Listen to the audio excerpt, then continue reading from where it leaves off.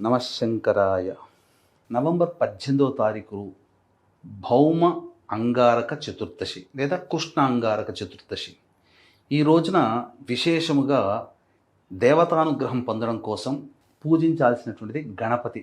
గరికతో గణపతికి అష్టోత్తర పూజ చేసి అభిషేకం కూడా వీలైతే జరిపించుకొని చిన్న బెల్లం ముద్ద నైవేద్యంగా పెట్టండి.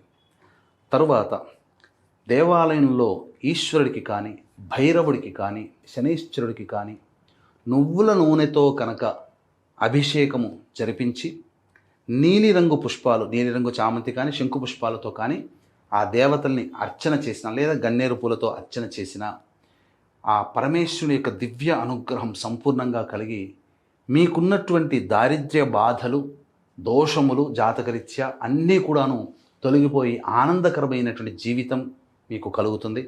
అలాగే మహిమాన్విత శ్రీశైల క్షేత్రంలో నవంబర్ 20వ తారీఖు రోజున అమావాస్య సందర్భంగా మీ జాతకరీత్యా కలుగు అన్ని రకాల సమస్యల నివారణకి మరియు శనిగ్రహ మార్పు, గురువు గ్రహ మార్పు జరిగిన కారణం చేత 12 రాశుల్లో జన్మించినటువంటి వారికి కొన్ని సమస్యలు ఉత్పన్నమవుతాయి.